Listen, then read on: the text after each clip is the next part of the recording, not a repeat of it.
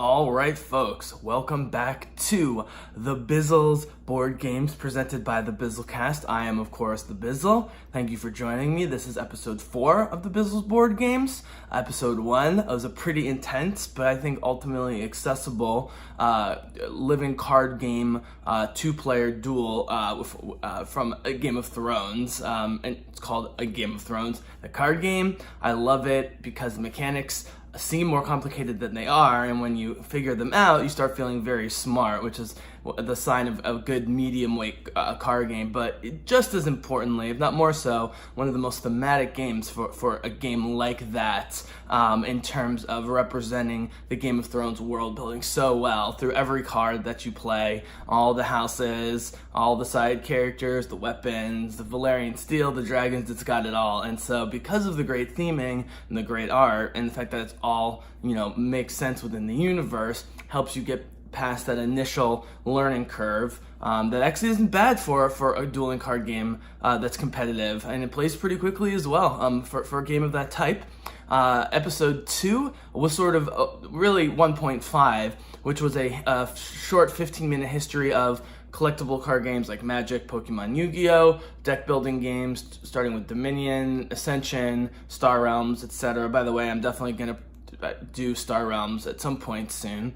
And then leading into these living card games, like Lord of the Rings, like Arkham Horror, like Game of Thrones, where you have an initial set of cards you draw from, and they release packs on a regular basis, and you can buy them or not. But unlike collectible card games, what I love about living card games is what's in those boxes. You're not just buying packs hoping to get something. So I started you on sort of the tougher end of games that I'm going to do in this podcast. Then in episode 3, I did The Resistance, which is just a straight up go at each other, accusations, paranoia, social deduction, deception game. That's also a party game that works great from 5 to 10.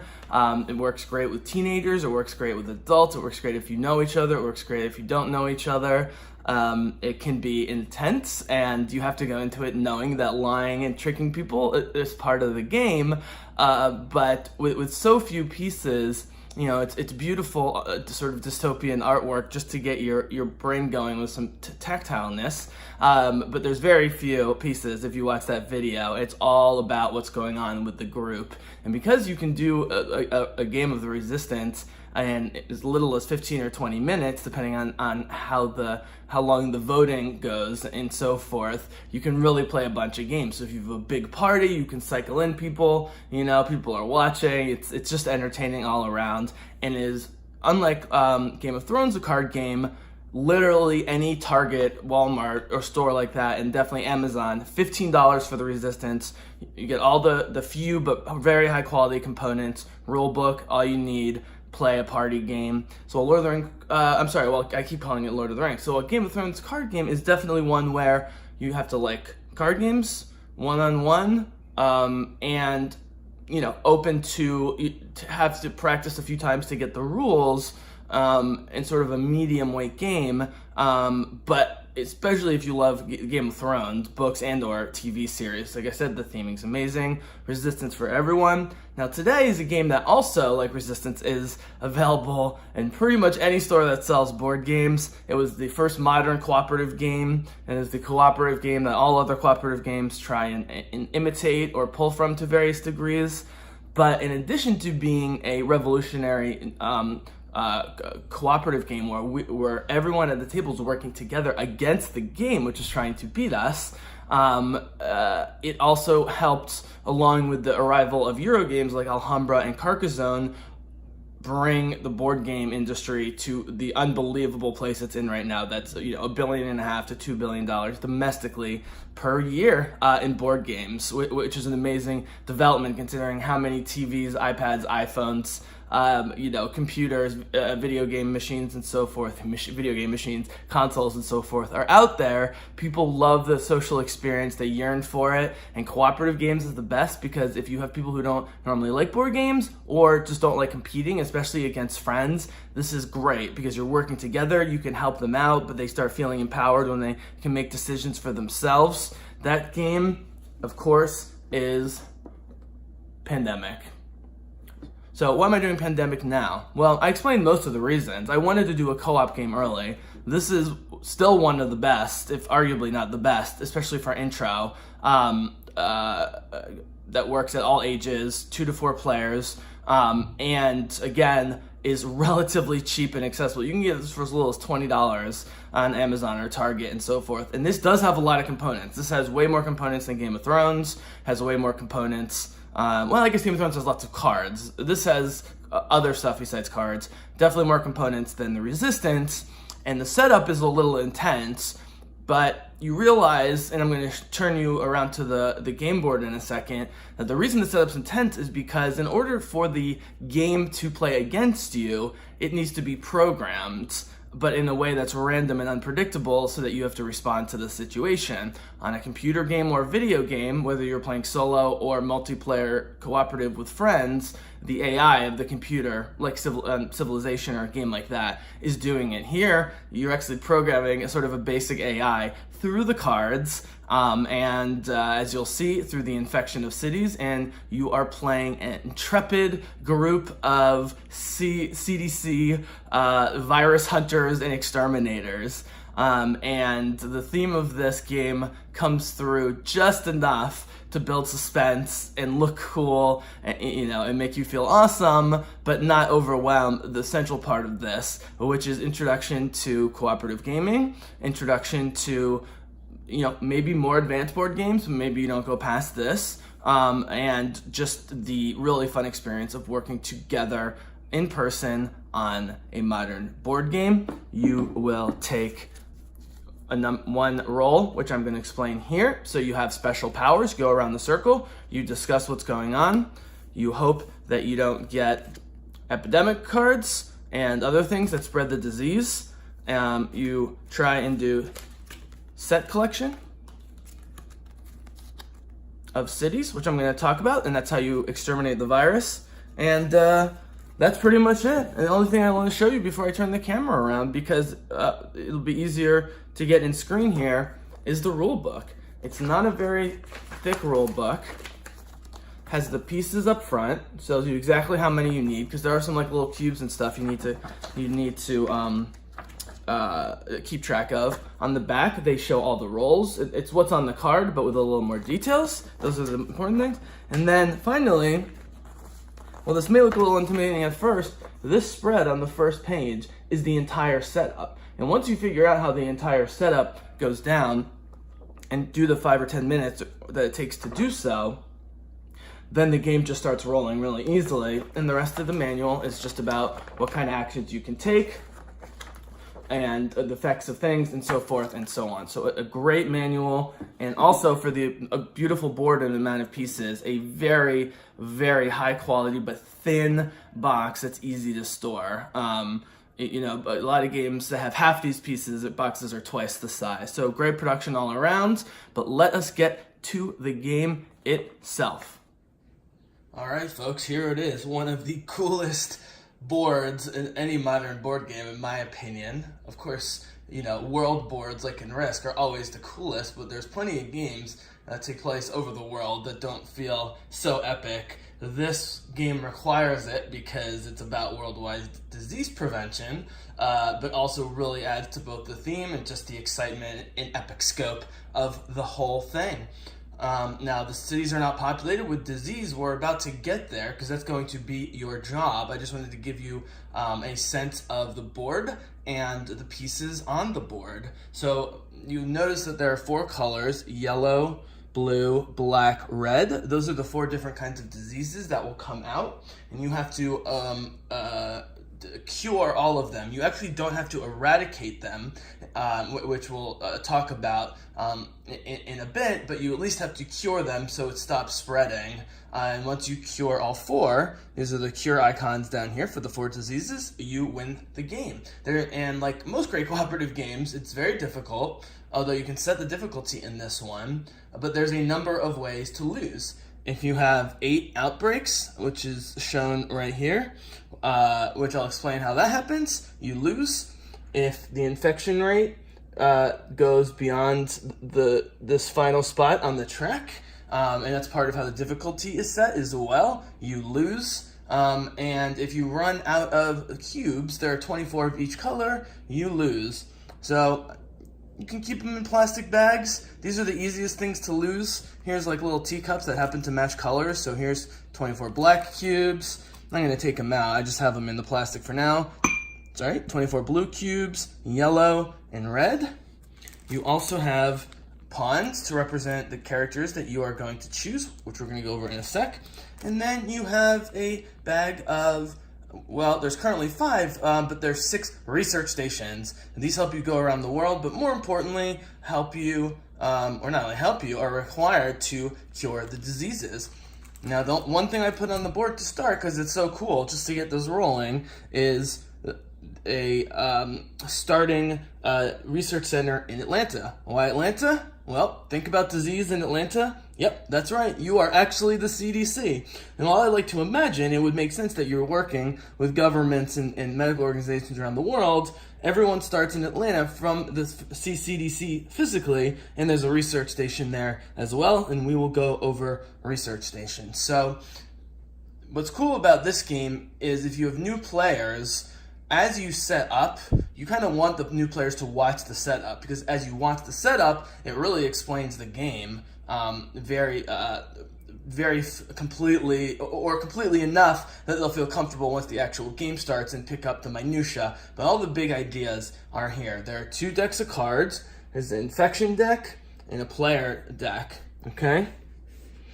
And I'm going to explain how this all goes. But essentially, during each person's turn, there's only 3 main things that happen. You have 4 actions, unless your card tells you, your personal card, your hero that you're playing, your specialist, tells you to do otherwise. You draw 2 player cards, which are both cards that you need to do set collection of in order to cure the disease, either 4 or 5 of the same color for the same region.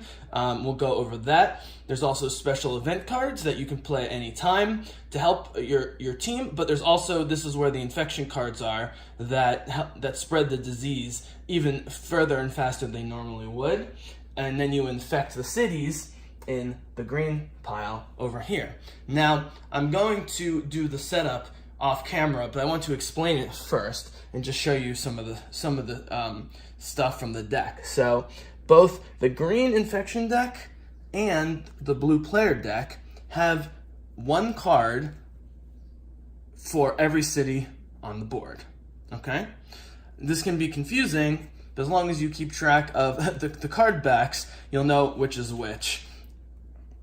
So the infection deck, you start either with 2 cards per turn, 3 or 4 that are drawn at the end of each person's turn, depending on the difficulty level. And there's multiple ways to set the difficulty level. But at the beginning, you start with 2. So you take your 4 actions, and then you draw 2 of the player cards, which hopefully will be just cities. Now, we've already got 2 red, so this player just needs 3 more red, and then get to a research station to cure the disease. Much easier said than done. And then after that, you infect cities. So cities are always infected no matter how well you're doing. And so,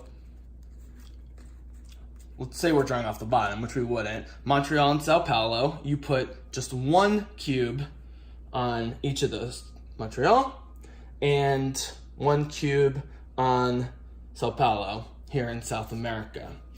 But every once in a while, well, actually more than every once in a while, in the player deck, you will see this card.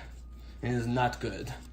Epidemic. Now, the main way to set the difficulty is in that big blue deck right there. You can put 4, 5, or 6 of these cards. And obviously, the more you put, the more difficult it gets. So, what's great about this is it's clearly a bad card with the giant word epidemic, but it also tells you what to do. So it says move the move the infection rate marker 1 space. So that's here. So after 3 of these, now you're drawing 3 infection cards per turn, and then 4, and then you lose. So you don't want this to move, but it's going to happen because that's the first step with every epidemic card. And I won't go through the probabilities, but you know, with that blue deck there, obviously with more epidemic cards, you get them more often. And then second is infect. And this is the one mechanic that you just have to learn, and then everything becomes easier. So in fact, you actually draw the bottom card from the infection deck, not the top card, the bottom card from the infection deck. So that's this. So the bottom card would be Montreal. And then you put 3 cubes in the city, which is a lot. Because if you get more than 3 cubes in any city, the disease spreads, and you can have a chain reaction of disease that you will see once I set this baby up, and you see the ways in which it's like billiard balls hitting each other. If you get bad luck, one city infects another city, and then there's an epidemic there, and so forth and so on. But here's the real mechanic. So this is where I was talking about sort of how cooperative games, you have to sort of program them, because you're playing against the board, which is obviously not sentient, but it's a form of, card-based minor AI, I guess, or simulated AI, is intensify. To shuffle the cards in the infection discard pile and put them on the top of the deck. Well, think about that. So let's say you don't pull this card until, let's say you have 4 players, and you draw 2 infection cards per turn in the beginning. And let's say you go all the way around the circle, so that's 8 cards. And then when it gets back to player 1, they draw an epidemic card and follow these steps. Well, now the 8 discarded infection cards, which you'll see, get shuffled and put back on top of the deck. But you're thinking, that's nuts, because we've already infected those cities, and with other effects, they might even be more infected than when we put cubes on them in the beginning. Now we know those cards are coming back, so we really need to focus on eradicating or removing diseases from those cities, but we don't know when they're going to come back because it's shuffled, but we just know that it's at the top of the deck. So you can lose this game really, really quickly if you keep not curing the cities that get drawn and then redrawn and combine it with epidemic cards and then outbreaks all together. This game can be over very quickly, and so with cooperative games, sometimes it's good to lose early, even if you're playing on an easy level. That's how you learn, and it makes the winning all the more satisfying. I would definitely say, and then I'm going to explain setup real quick, and then go off camera and come back with the setup. I will say that Pandemic is sort of in the middle of difficulty, especially when you can set the difficulty cards. If you play the higher difficulty with 5 or 6 epidemic cards in there, it's about moderate difficulty as cooperative games go. But again, you can set your own difficulty level with how many of those cards you put in there. So that is that. And why don't I explain the setup and then do the setup, and then we'll talk a little bit more about the roles you can take. We'll talk about set collection, which helps cure the disease, but these can also be used as plane tickets to travel all over the place. And we'll talk about events, which don't count against your hand limit and are single use for the most part, but they're fast cards, like we talked about if you watched the Game of Thrones card game, that they have cards called, reaction cards or interrupts cards, meaning you can play it at any time. Now in a cooperative game, that's especially helpful because let's say you're player 1 and it's player 2 and things are getting really bad.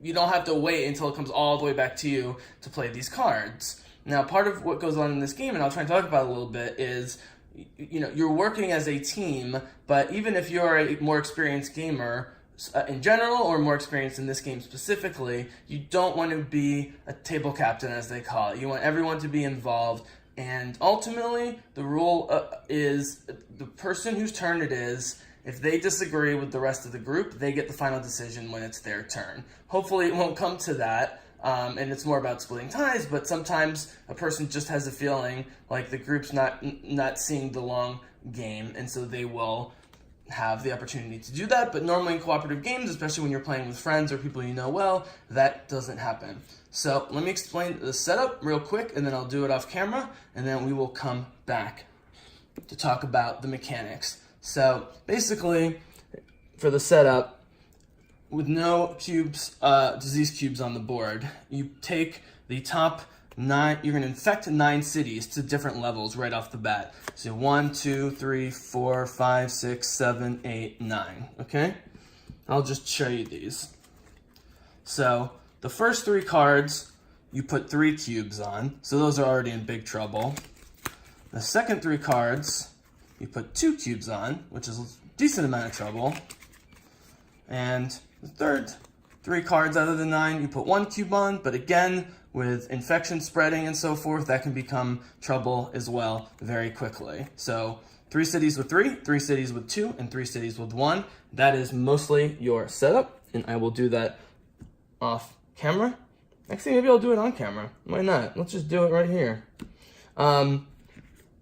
And then they'll go in the discard pile, but then they'll be shuffled back and put on top when you inevitably get an epidemic card. Now, in terms of the epidemic card, right? 4, 5, or 6. I think so this one I took out, there's 5 in that blue deck right now. I've pre-shuffled a lot of this in preparation. Now what you're supposed to do is, if there's 4 epidemic cards, you split this in 4 piles, 5 for 5 and 6 for 6, meaning you're supposed to spread out the epidemic cards in somewhat equal proportion throughout the deck. I think it's both way faster and way more fun to just shuffle in, wherever they land. So you could get 2 or 3 in a row early on or later on or in the middle, or maybe it's super random. So it's up to you. The instructions will explain it more. Again, just for the sake of the video, I've got 5 cards in there somewhere. The only thing you can't do is, if you have a number of players, you start with 2 cards. You always take 2 player cards at the end of each turn as you work towards set collection to cure the disease. And so if you pull an epidemic card in the initial giving out of these player cards during setup, you just shuffle it back in and give players 2 normal cards, or also an event card. Always nice to score early. You don't have to shuffle that back in. So I'm going to talk a little bit more about the event cards. So let's see. I am going to go off camera for a minute just to get the cubes out of here and on the board. And then we'll talk about the different roles. I think we will do either 2 or 3 players and go through a turn or 2 or 3, just so you can see the dynamics and how that works. So give me a sec to get the setup ready as I explained it, hopefully coherently, and I'll be right back. All right, guys, let us just go over the completed setup here, which didn't take me very long. I've done this a bunch before, and maybe go through a couple turns, a round or 2 perhaps, depending on time, and then we'll do final thoughts. So again, as I mentioned, let me get Sting here to help point. Draw the first 9 cards, which are now in the infection deck discard pile. The first 3 put cubes on 3 cities, then 2 on 3 cities, then 1. So you can see we've got 2 on Lima, 1 on Santiago, 3 in Kinshasa, 3 in Riyadh, 1 Algiers, 2 Paris, 1 St. Petersburg, 3 Seoul, and 2 Osaka. Now, since those cards are currently in the discard pile, we know we won't draw them until we draw an epidemic from the player deck and do all those things horrible things I talked about before, and then more cubes go on them.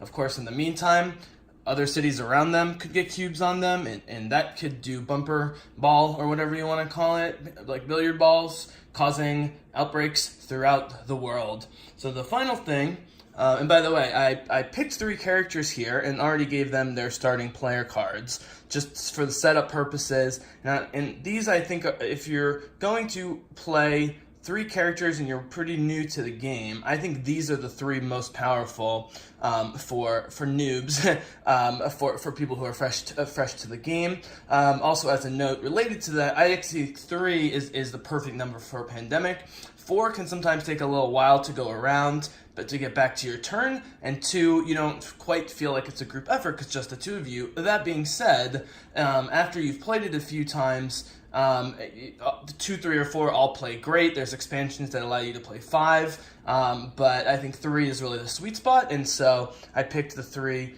characters that I think have the powers that help you most immediately, so you don't get screwed early in the game, even if you're drawing epidemic cards early and getting a lot of outbreaks and so forth. So there are 7 roles that come with the game. Here are the other 4: scientist, operations expert, contingency planner, dispatcher. I'll just summarize them very quickly. The dispatcher basically allows you can move other pawns on your turn with their permission, obviously, and so that means you can move them 1 space, which is normally what 1 action is, or you can do flights from city to city or research, like basically move them in any way that player can move themselves. But in a 3-player game, let's say player 1 does a bunch of stuff and then some bad things happen, and the dispatcher is player number 2, and you don't want to wait until it gets all the way around to 1, you want to move that player somewhere, you can use the dispatcher to move them. That sounded way more complicated than it is. Contingency planners basically get to, I told you the event cards, which I'm going to show you a couple, the fast cards, which are very helpful. Normally they're discarded permanently once you're used, so this is another guy that would be good for beginners. He can keep bringing back those events into the game and store them as well. Operation expert can build research stations extremely easy, which is great for transporting around early on, and it's also great for the late game when you're starting to collect sets and trying to cure the disease. So that, as for your 4th player, would be cool. And also very helpful is a scientist who only needs 4 cards instead of 5. All the other rules, which I'm going to explain about how you cure the disease, still apply, but having to get 4 cards instead of 5, especially with a hand limit of 7. By the way, guys, correction from earlier in the segment, event cards do count against your 7 limit, so use them sparingly, and know that you really don't want to discard your event cards, basically. And so with a scientist only needing to get 4 rather than 5 of the 7 card hand limit to cure, that can be very helpful, but we're not going to use them for this game. Now, before I introduce you to our heroes for this round, I will just show you a couple of the event cards. Again, these are drawn from the player deck.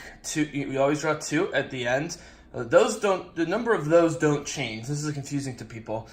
The infection rate track here, 2 cards, 3 cards, 4 cards, is the infection deck. It's always 2 from the player deck and so forth. And so you'll pull an epidemic card every once in a while, and that's what causes a lot of the horribleness. You'll mostly pull 1 card, again, that refers to a city, and you can use that towards set collection and curing the disease, or as a plane ticket, or you'll draw an event card, which you can play on your turn or anyone else's turn at any point.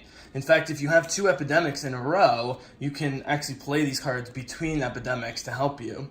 So forecast says, draw, look at, and rearrange the top 6 cards of the infection deck. Put them back on top. Well, that's amazing, because if you're only at 2 infection cards drawn per turn, well, 6 divided by 2 is 3. That means you can control the next 3 turns.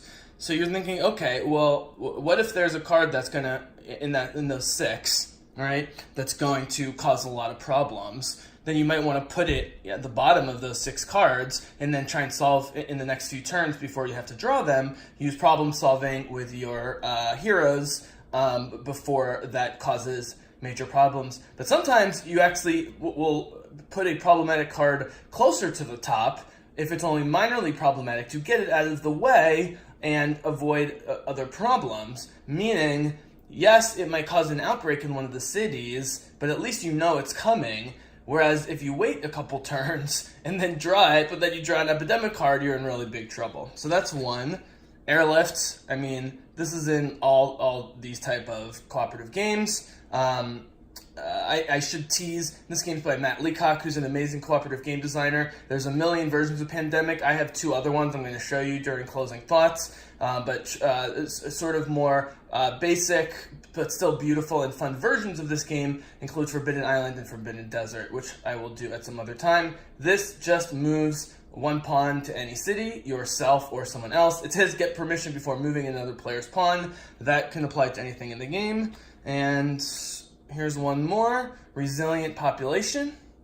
Again, it reminds you, play at any time, not an action. Remove one card in the infection discard pile from the game. So if we've got 9 right now in the discard pile, and it'll get bigger and bigger. And if there's one that's in the middle of all the crap, like let's say Hong Kong keeps coming up and it's surrounded by disease, you can remove Hong Kong from the game.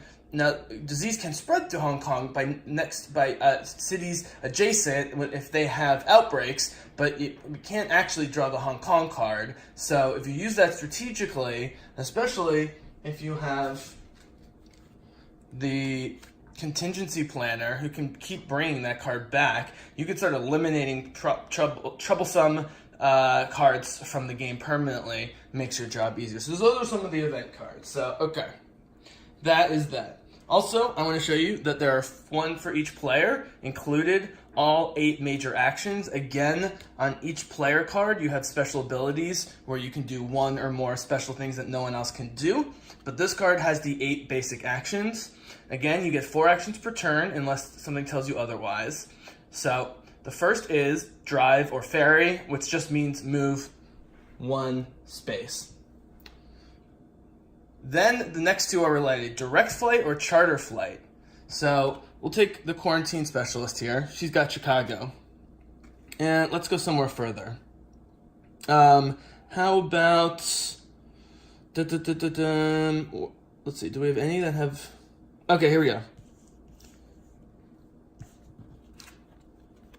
All right, here's Osaka. By the way, I want to point out that on both the player cards, if you see here, if you're having trouble with geography and finding the cities, this actually shows you on the map. And the infection cards, also with this more menacing version, shows you where in the world is Carmen Sandiego. No, is the city to help you out if you need to. Also shows the flag of the country. Very international. You even got the GPS coordinates. Just awesome touches all around. So let's say Osaka has 2 cubes. Let's say you're a few rounds in and it's very troublesome and there's no one near Osaka. You can discard this card. So that goes, if you're trying to get red, a set of red to cure red, and now you just lost one. But if you really need to get to Osaka from any other city, you can discard this card as an action and fly there. Now, what about the charter flight? Which is action number 3. Well, let's say quarantine specialist is in Chicago, which is 1 away from Atlanta. As you can see, I've already put the pawns there. Well, if you're in Chicago, you can use the Chicago card, again, discarding it out of your hand. So now you don't have it towards blue. Maybe you have plenty of blues, or maybe you're not the one collecting blues, or maybe it's just an emergency. But if you discard Chicago while you're in Chicago, you can fly anywhere on the map. That's called chartering a flight, and is very, very helpful. And early on in the game, since you're all clustered in Atlanta, and for the most part, you know, there's not a lot of disease around where you are, you might want to start chartering flights early on in the game just to get rid of some of the, oops, sorry about that focus, to get rid of some disease cubes. Shuttle flight is basically a transport between research stations. So you want to get 1 or 2, at least 1, but maybe 2 more research stations up and running very quickly. Probably 1 around Europe, North Africa, and 1 in Asia, so that you can move quickly without having to burn your cards, especially if you don't have the dispatcher who can move you around. So that's basically transporting between research stations. We just have 1 for now. Okay, well, how do we build a research station? You have to discard the city card that matches the city. So again, green is in, well, we don't need 1 in Chicago, but let's say that the researcher had gone to Osaka and you're like, you know what? I'm going to move to Hong Kong, which is very central. This is right here. And let's say you get the Hong Kong card, you discard it as if you were taking a flight, but instead of taking a flight, you build a research station. Now, treat disease along with movement is the main thing you're going to do. Most of your actions, especially early on, are going to be, of the 4 actions you get per turn, are going to be movement and curing disease. Now, everyone except the medic each cube counts as removing one cube, which represents, one part of the disease, counts as one action. So let's say researcher is in Cairo, right, to start the turn. Let's get staying the pointer right here, right? So you got Cairo right here. Well, move to Riyadh, that's 1, and there's 3 cubes in Riyadh, so to remove all 3 of them is 3 more actions. So that's your turn. So the turns can go very quickly. If it's just 1 or 2 movements and then 1, 2, or 3 cube removals, that's your whole turn. But if, it's surrounded by disease, then that's a very important strategic turn as the game goes along. Now, the medic can do way more curing. We'll get to that in a sec. So here's the last 2. Sharing knowledge. So this is the card collection I'm talking about. So you can give cards that you have that match the city you are in or take from another player. The player must also be in the city with you. Now, I have the researcher, which allows you to do this more easily. So, but for every other player, basically that means, let's say the medic here, who already has 2 reds, let's say he's got 4 reds and he only needs 1 more. Okay? And let's say the researcher has Osaka. What you have to do is get those 2 players to Osaka, and on the researcher's turn, let me see. No, on either the researcher's turn, she can give it to the medic, give Osaka to the medic, so he can complete the set of 5, or on the medic's turn, he can take it from the researcher, because he's also in Osaka, to complete the set of 5, or again, if you have the scientist, you only need 4. Well, what do you need those sets for? Is the final action here. Discover a cure at any research station. Discard 5 city cards, the same disease color to cure that disease. That's why you want to get research stations up early. And once you get 5 and you want to cure at least 1 early on, get 5 of one color and get to that research station and cure the disease. And then at that point, the following thing happens. Let's say we do cure red, okay? Well, everything proceeds the same, but there's still going to be red cubes. Curing the disease does not eradicate it, but you can't add more red cubes, okay? But, so for example, here, let me... All right, so say you just cured the disease, and the next turn you draw from the infection deck Ho Chi Minh City.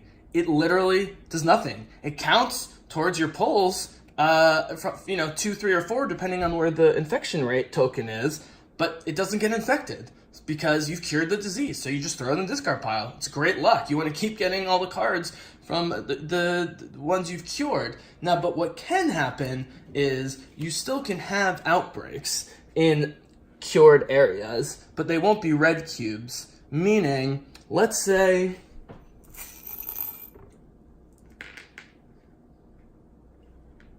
there's 3 cubes on Kolkata, right here. Can I zoom in? No, that didn't work. Right here on Kolkata, right? There's 3 cubes.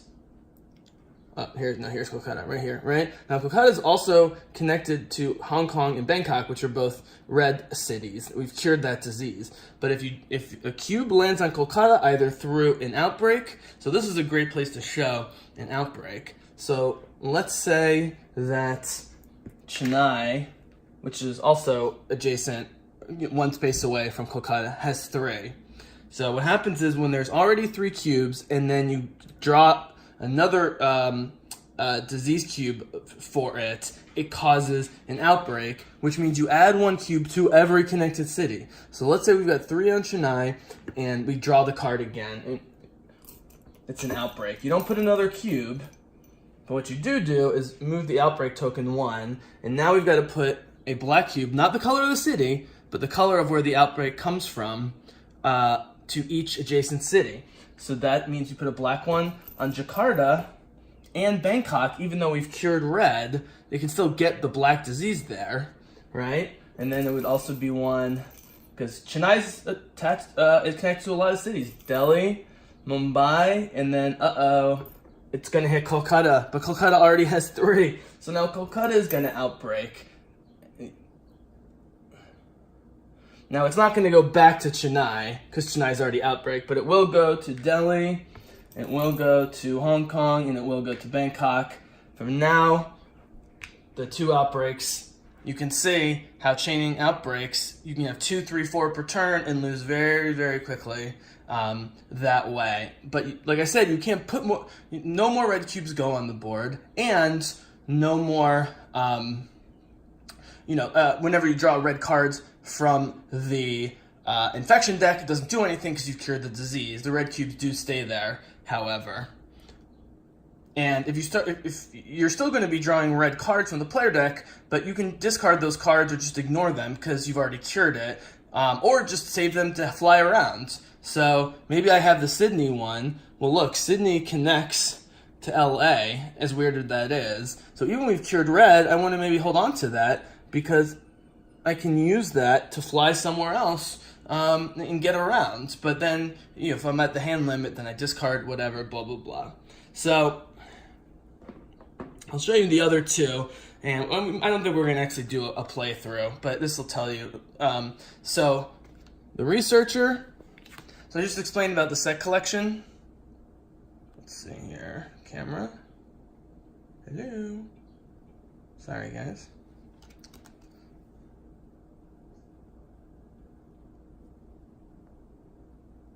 There we go. So I told you about the set collection. You need 5 cards and then get to a research station, but you have to be in the city to exchange that card with the person who has the card. The researcher can do it anywhere. You literally, for an action, let's say let's say the researcher has 3 black and she's in a totally random city with someone else who has 2 black. She can literally just use 2 actions to take the other 2 black cards, so she's got 5. And then march to a research station. They don't need to be in the city where the card is being shared. So that's very powerful. Okay, so before I show you the last 2 player cards that I think all beginner gamers should have, I have a huge correction. I always get this rule wrong until I look it up, which is when you cure a disease, you actually are just putting it this way. And ignore what I said before about not infecting. You still do infect. So if I've cured red and I draw a red card, I still am putting cubes down until I remove every single one of those red cubes. Then it becomes eradicated. Once it's eradicated, now what I said before occurs, which is no more red cubes can be put on the board. So I was wrong about that. But what's key is you don't need to eradicate the diseases to win. It's helpful because then it's one less color you don't have to worry about on the board. But you can cure all 4 diseases without eradicating. The board can still be covered in all 4 diseases. Disease cubes, but if you've cured all 4, you don't need to eradicate them, then you win. Really quick, the medic can cure all of 1 color in a city, so that's up to 3, which is amazing. If you do the math, he can get about 6 maximum with 4 turns, move, cure 3, move, cure 3. So, get him into the heart of all the craziness early on and curing those diseases. I'm sorry, not curing, treating, which just means remove the cubes.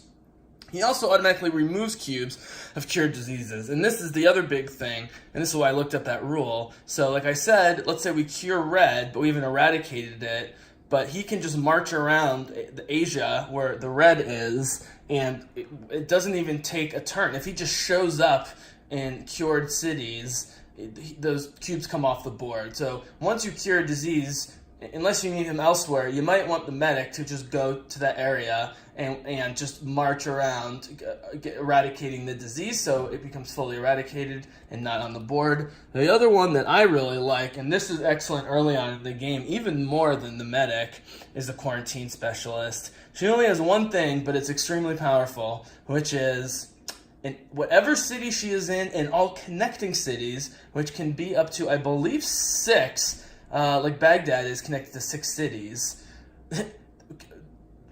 no disease cube placements can be put there, whether it's an epidemic, whether it's whether you draw the infection card, whatever would normally cause disease cubes there. So that's unbelievable. So I put a lot of black ones on the board just to show you. But let me just show you what that means, what that really means. So let us say that I'll move these here. And let's see, here and here. Okay? So right now, let me see if I can zoom in.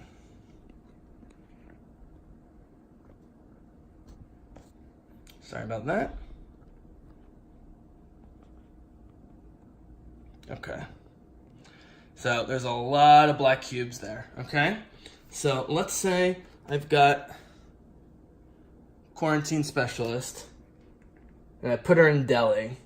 We've got Delhi's connected to Kolkata, which already has 3, Chennai, which has 3, Mumbai has 2, Karachi has 2, and Tehran. So all the cities that are connected to Delhi, where she is, have at least 2, if not 3. And so a double, triple, quadruple outbreak is not out of the question. But as long as she's sitting in that city, that you cannot. No cubes can be added either in her city of Delhi or any of the ones I just mentioned.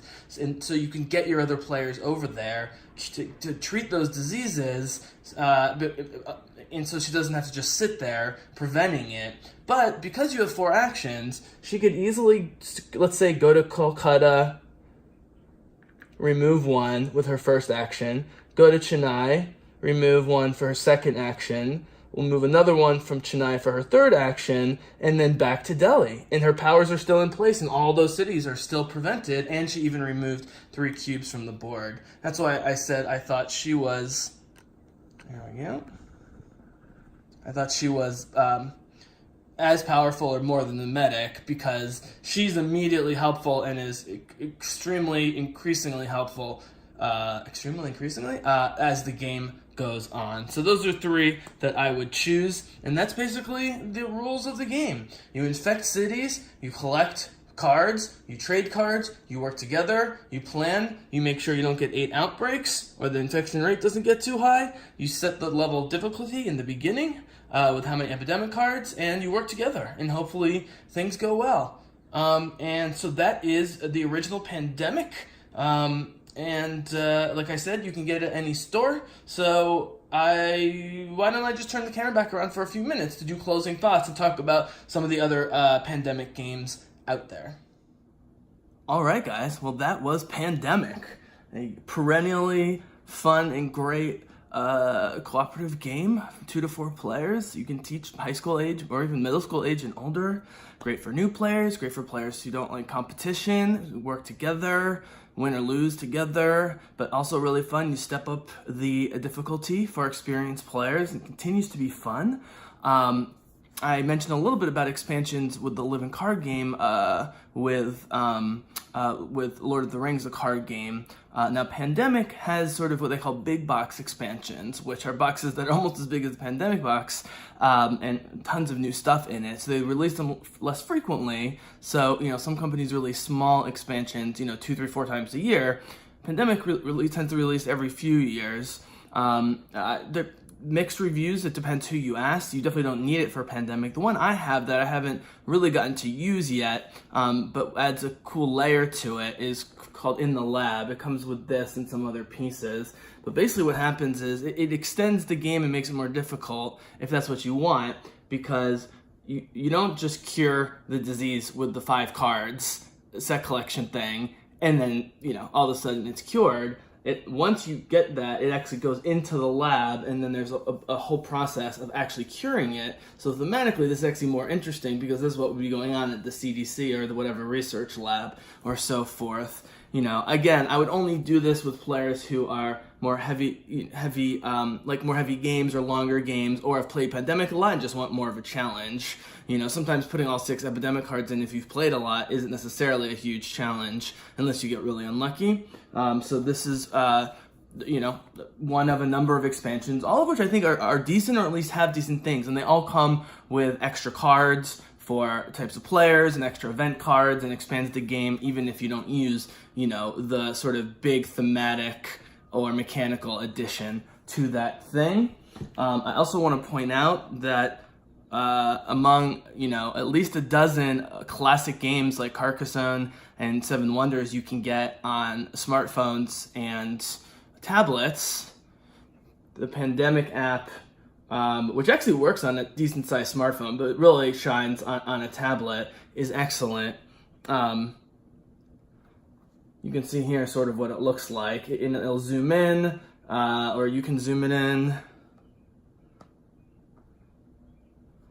And, it'll show Istanbul's got 3, so that's got a blinking red light. It does all the math for you. It goes almost too quickly. What you realize is, even though technically you can play any cooperative game solo, if you think about it, because you're playing against the board, so you can just either play with a single character, you against the board, or you can play 2 characters, 3 characters. Some games are designed to have solo play. They say Pandemic's 2 to 4, but you technically can do it solo, as this app shows, because this is exactly the same as the game. But what you realize is that you may think you're a master when you're playing with a team and dominating the game, but you really do need other people's brains.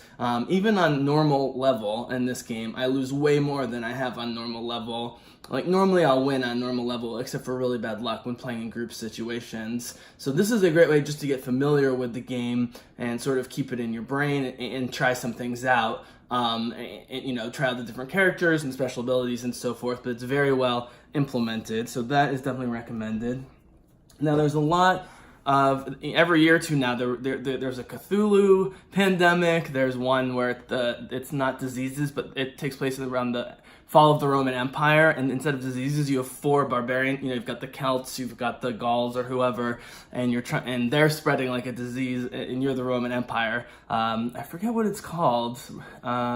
Pax Romana Pandemic or something. I hear it's quite good. I mean, it's it's sort of weird to replace disease cubes with barbarian cubes, but why not? But 2 I want to show you very quickly is by far it's agreed upon among Pandemic aficionados that both thematically and mechanically, by far the best alternate version of Pandemic is Pandemic Iberia.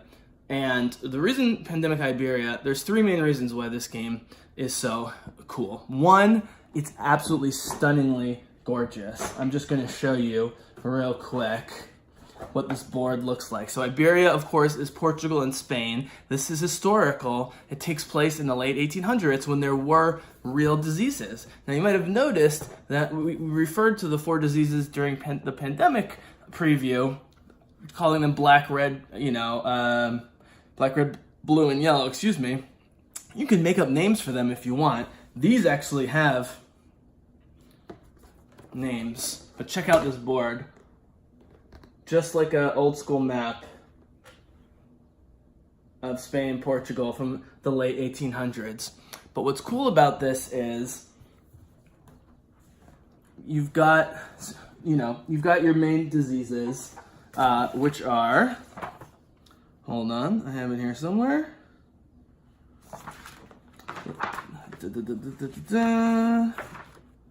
Let's see, the diseases: malaria, typhus, cholera, and yellow fever, which were all present there at the time. But the other thing was they weren't medically advanced enough to cure it, let alone exterminate it, right? As we talked about with Pandemic. In the main Pandemic game, you have to cure the disease. You don't have to eradicate it, but it's helpful. But the idea is that you can cure it. You are unable to cure it at this historical moment. So what you have to do is basically prevent. And in an effort to do that, they add all these cool historical elements. I'll just show you 2. First of all, just more beauty. I mean, the card backs, the diseases have historical information about them. All the cities that are in the deck, if you open the deck up, it shows like what year they were founded and some interesting things about them. and so forth, but it's the same thing. You have an infection deck and you have a player deck, but the cards are just gorgeous, way more thematic, real cool history lesson while you're playing. But the two main new sets of pieces that lead to new mechanics are water purification and railroads. So you're not actually stuck. It's hard to see on the board. You're not actually stuck traveling between the cities, as you normally would, one to the other. You can actually travel distances by building railroads, which helps make up for the fact that you don't have airplanes and you can't trade for airplane cards. And then you want to set up water purification. So you are just trying to, for all 4 diseases, you're just trying to halt the spread and get it under control because you're not going to cure it. So thematically, it's awesome. You can get it super cheap online. The pieces are wooden as opposed to plastic. Everything is better. Comes with this gorgeous art book.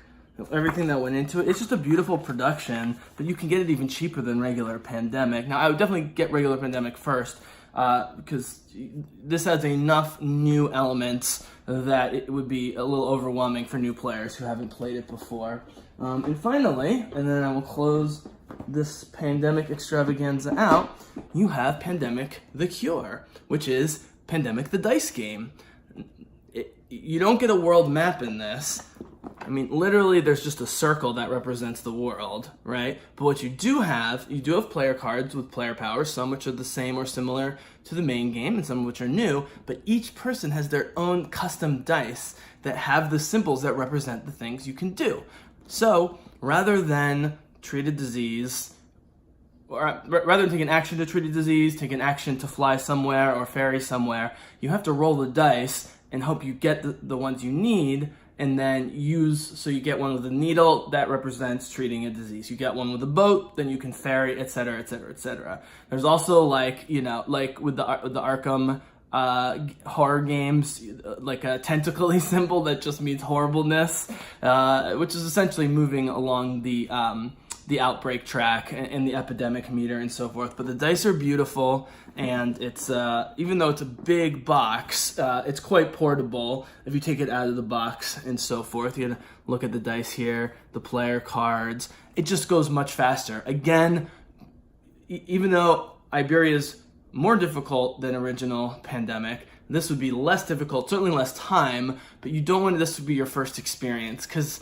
the theme in the dice version without the map and with it being dice, it only works if you have in your back of your head the playing of normal Pandemic and then bringing this in. But the components are great, and if you've played the original a lot and you don't want a lot, you want 2 minutes of setup to start chucking some dice. It's a much harder game, even on the easy level, but you can get people involved really quickly, and if you've all played Pandemic, why not, try something new? So, that is what I have for you. Again, you can get this for $25, $30, $20 on sale, Target, Walmart.